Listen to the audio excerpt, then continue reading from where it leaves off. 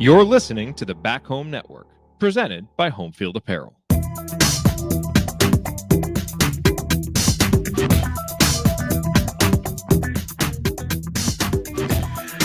Welcome back to CrimsonCast. Galen Clavio joining you here. Happy Monday morning. Happy April. It's April Fool's Day 2024. And back with a quick hit podcast for you as we get started. As basketball season's almost done, we've only got 4 teams left in the men's game. We've got 6 teams left in the women's game. That'll play itself out for the rest of the evening tonight as we got the other 2 Elite 8 games going on there. And we got spring football in full bloom at IU. People excited about that. Spring game coming up in 17 days. So everything happening all at once. We're going to talk more about basketball. We'll touch on men's and women's basketball in this quick episode, and also talk about what happened yesterday with Purdue making their first Final Four since I was half a year old. Talk about, I guess, how I feel about that, and maybe talk about how you feel about it too. But first of all, quick reminder, we are brought to you by Home Field Apparel, your place to go for the finest in college fashions, the softest fabrics, the coolest designs. Home Field Apparel continuing to roll out new gear. They released so much new stuff over the course of March. I don't know what they've got left. I really don't. I'm sure they do. They always come up with great ideas. I heard from Coach Townsoni over on Assembly Call that he got to see some fascinating stuff that's going to be out there that we don't know about. So I'm just as much in the dark as you folks are. But looking forward to seeing what the folks at Home Field Apparel release. They've done bomber jacket refreshes. We've got long sleeve and baseball tee season.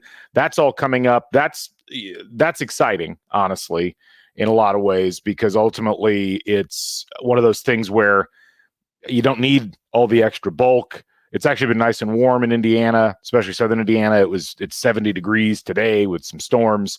It was great this weekend. The first awesome weather weekend in Bloomington, as you know, always wonderful. So go to Home Field Apparel. They'll have all that you need in terms of short sleeves, baseball tees, whatever. Check them out. Use the code HOME23, get 15% off your first order. Again, that's homefieldapparel.com. Also, reminder that we are on Substack, crimsoncast.substack.com. It's free. You get all the podcasts delivered right to your inbox. We'll occasionally have articles and other items of interest up there as well. And then we've also got a paid option, which is not that much, $5 a month, $50 a year, where we'll give you some extra additional items, some VIP videos, and so forth. We'll try to do at least 1 or 2 of those a week, sometimes a little slow.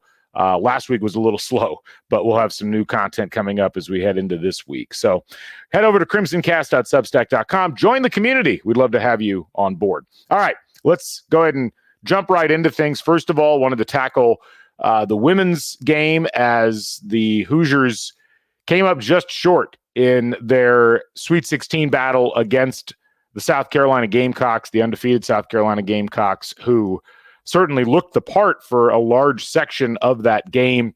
Indiana falling behind by quite a bit at halftime. It really looked like things were going to drift out of control for the Hoosiers. But then the big comeback in the second half, I think, just galvanized everybody. Sydney Parrish helping to lead the way, 5 for 10 from 3 in that game, 21 points. Sydney ended up getting named to the all-regional team. And I tell you what, watching IU come from behind in that fourth quarter, it really did feel like, and I don't normally say this kind of thing, it really did feel like one more minute and they might have been able to overtake South Carolina. South Carolina looked lost. They were really struggling, and it really took a 3 in that last minute and a half scramble from South Carolina to blunt the momentum just enough that Indiana couldn't come all the way back. But just a tremendous effort by a team that we'd seen struggle at times in games like that. We'd seen some games get away from them. This one was a little unusual in that the game almost got away from them in the first half. And normally we don't see that. And normally, they've had some issues in the third and fourth quarters at times, but couldn't have been prouder of the way the team played. And, against a team like South Carolina, who I think is still clearly the odds-on favorite to win the national title, that was a tremendous performance. And unfortunately, the last time we're going to see Mackenzie Holmes in an Indiana uniform And, what she's meant to the program over the course of the last several years is almost impossible to put into words. So, hats off to Mackenzie, hats off to Sarah Scalia. It's going to be a different looking team next year. It'll have to be without Mackenzie Holmes down low. But you look at what this team's been able to accomplish and the high level of play they've been able to maintain now over multiple seasons. And it's just a tremendous testament, not just to Teri Moren and her staff, but also to the players who continue to buy in on a regular basis, just figuring out ways to put themselves in a position to compete. The culture around Indiana women's basketball right now is an enviable one. It's one that makes people want to watch. And I think that is something that you're always hopeful for with any of your athletic programs. And I think some of the best memories that I've had of teams that I've watched over the course of time in Indiana uniforms of various types, the way that they've played with each other and the way that those teams have emanated a sense of togetherness and responsibility and professionalism.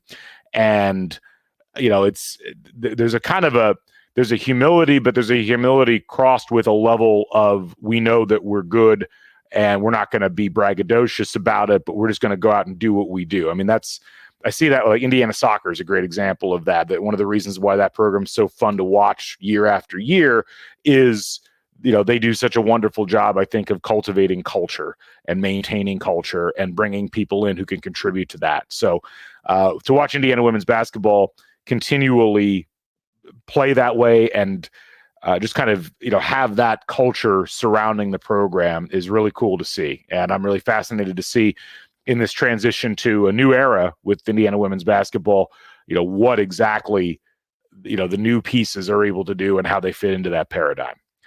So again, congrats to the ladies, and we look forward to seeing them out on the floor next year.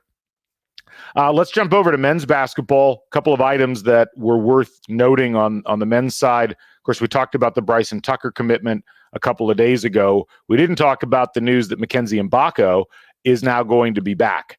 That was released on social media. I think it was Saturday of this past weekend. So Mgbako saying that he's coming back. I'm not sure if that means he's not testing the NBA draft, evaluation process at all.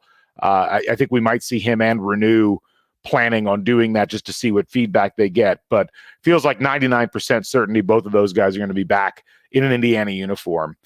And it's interesting because, I've seen the response from social media and from some of the folks that we will, converse with or watch to see what their opinions are. The news has been kind of received in a tepid manner. Not just that, but some of the other recommits, I guess you could say, the retention of players from last year's squad. And, some of the concerns people express, I understand where they come from.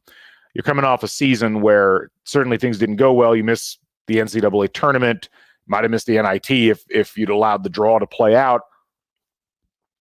And ultimately, I think the idea is, well, why should we be excited about everybody coming back if we just came off a season where you had that group minus some pieces and you didn't have the level of accomplishment that you wanted? And, again, I understand where that comes from, but I do think one of the things that people need to understand and keep in mind is that continuity is really, really important in college basketball.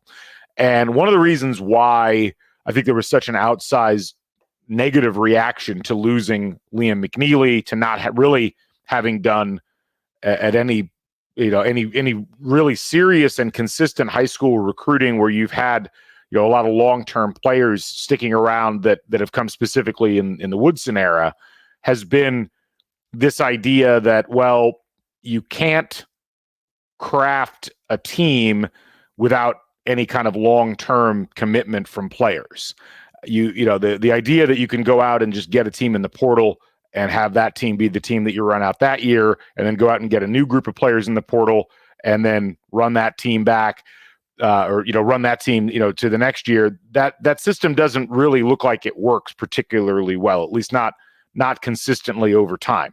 So this is where I think I'm actually impressed, and I think the coaching staff deserves a huge amount of credit for retaining all of these players and having a core that's going to be able to carry over from last year. Obviously Malik Renew going to be entering his junior year. You're going to have Trey Galloway. You're going to have, Gabe Cupps back for his second season. And now you got Mackenzie Mgbako back for his second season. And obviously Anthony Leal as well. Like that combination, that's a nice solid core. And I think Mgbako in particular, offensively, it's hard to look at his freshman season and not say, wow, if he can get the first half of the season jitters that he clearly had this season out of his system. And instead of shooting 33% from three, which is what he ended up shooting for the season, if he ends up shooting 38, 39%, which seems absolutely within his grasp, if the offense can revolve around him a little bit more as a more consistent option, well, that's a really nice piece to have. And that changes the trajectory, I think, of how the team might look.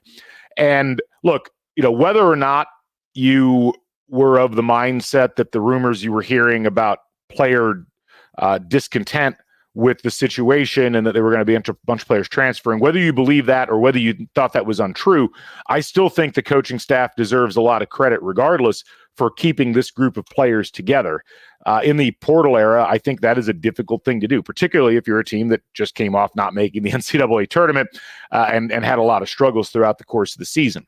And so you've got some good pieces. Obviously, there's going to have to be some alterations either to the system or to the overall productivity of the players and what they're able to do on a night-by-night basis. And clearly, you're still waiting for pieces that are going to come in from the outside that will complete the redefinition of what IU basketball looks like in the 24-25 season. You don't have a starting point guard yet.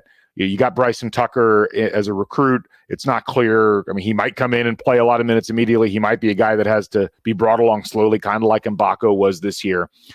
But, putting those things aside, it is better to be building off of pieces that already know more or less what you want to do, particularly defensively, and use that as a basis for building a strategic approach to the next year where you can then bring in, additional pieces and help to complement that rather than having to start over from scratch, which I think is what a lot of people were worried about.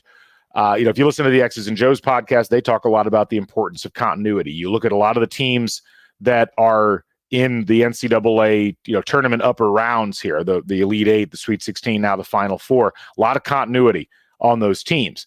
And it's not to say that continuity is everything, but if you look at Purdue, for instance, Purdue's minutes continuity, so the amount of minutes from the 2023-24 season, from 22-23 to 23-24, from last season to this season, they were 11th in the country in minutes continuity. You look at UConn, they were 149th, but that's still top half in the country.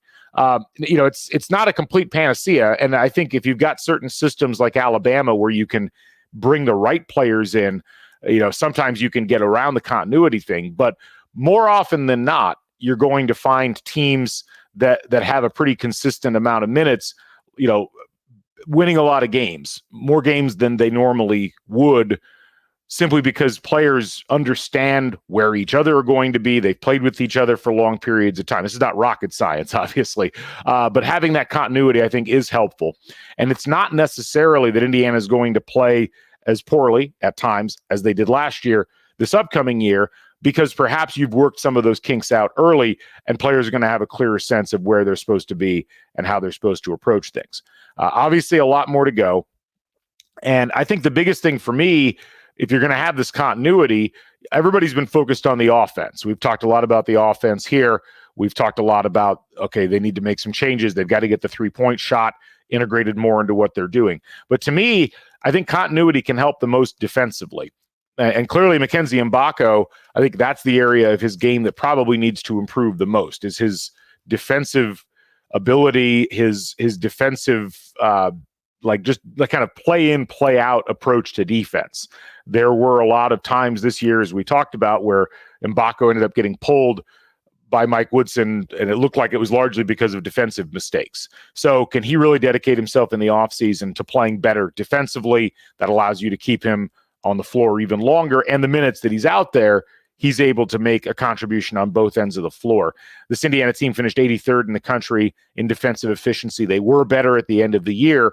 And I think from my vantage point, it's more likely the defense gets better than the offense gets better, at least in terms of taking huge leaps this offseason, because that's something that I think the players individually and collectively can all work on that doesn't rely on the ball going through the hoop. So we'll see what happens with all that. But I think the Mgbako news is certainly good. And I think if you're concerned about running it back, so to speak, with the same group of people, realistically speaking, that is kind of what you want to do.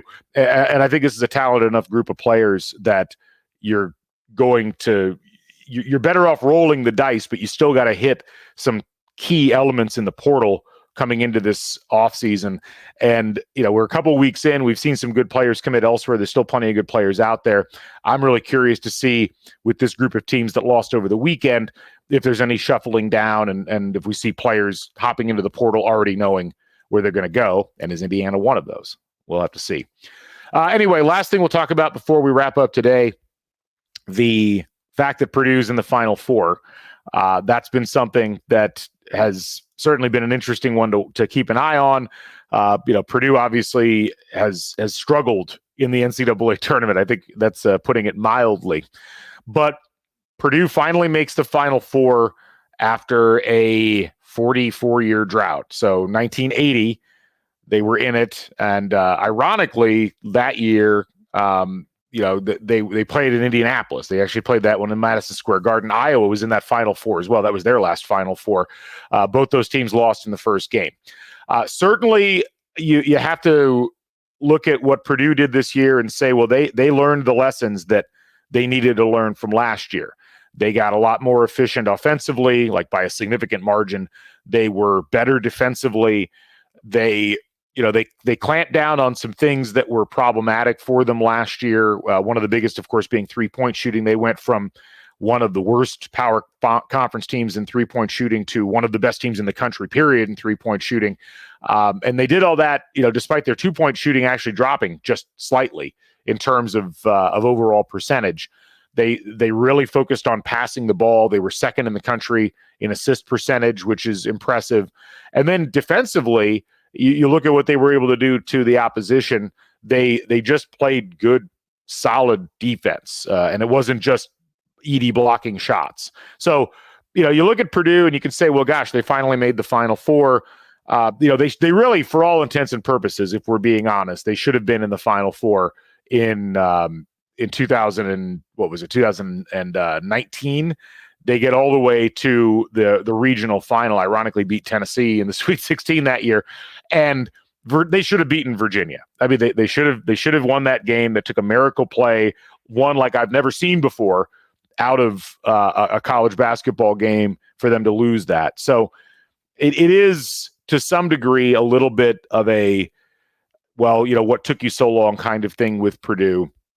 It's also funny that Purdue, they last made the Final Four in 1980, and that should be the story. Yet it's North Carolina State, who hadn't been to the Final Four since 1983. They're also in, and those two teams are playing each other. So I don't know. It certainly hasn't eclipsed the story that Purdue's in the Final Four locally, but I think nationally, people are almost more focused on the NC State run and the fact that it's another Cinderella run for a team that has pretty much always been in the shadows of North Carolina and Duke, at least going back to the late 70s, early 80s. So anyway, the Purdue thing is interesting in as much as I'm curious to see what it does long term. I've seen some people talking about, well, this is a good thing. I'm rooting for Purdue. This is not me talking. I'm not rooting for Purdue, but I've seen a lot of IU people say, I'm rooting for Purdue. They're a great story. Their team is, or their coach at least, is likable. I don't think their team is particularly likable. And it's good for the rivalry. It's good for Indiana basketball, like writ large, not just Indiana University basketball, to have Purdue in the Final Four. I don't know if I buy all of that personally. I think it's, it might be good because it might be a galvanizing influence with Indiana. One of the things that IU basketball and IU basketball fandom, and I think to some degree IU basketball donors and IU basketball administration, you've been able to avoid the pressure of a rivalry being really good by being able to essentially slyly point over at Purdue and say, well, look, they're not making the tournament for the Final Four. We may be struggling, but so are they. That's out the window now.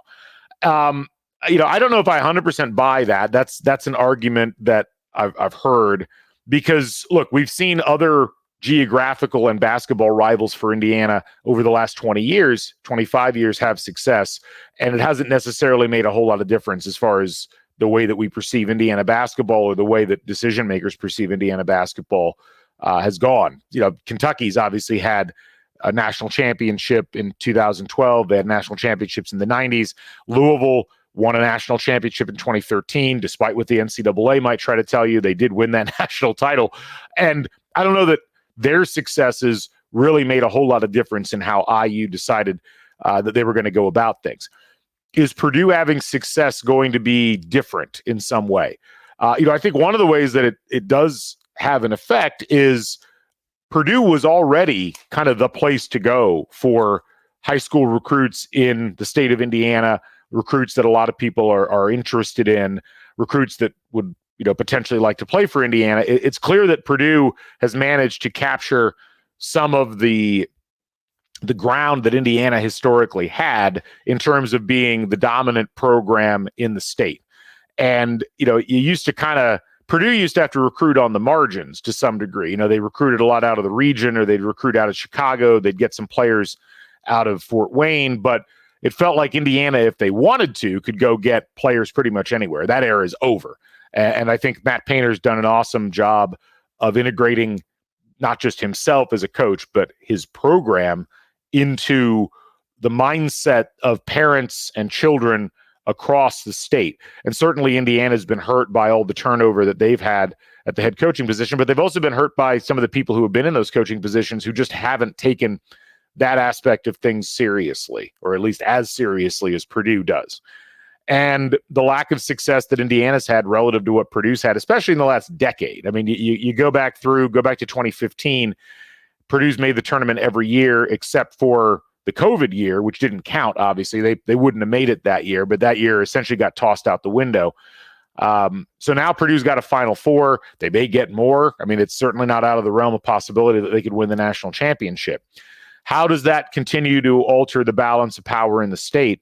And, at what point does Indiana really have to say, what we're doing is not working? And that's, again, it's not this particular coach or this particular coaching staff or this particular recruiting, but this is a long tail thing that now goes back.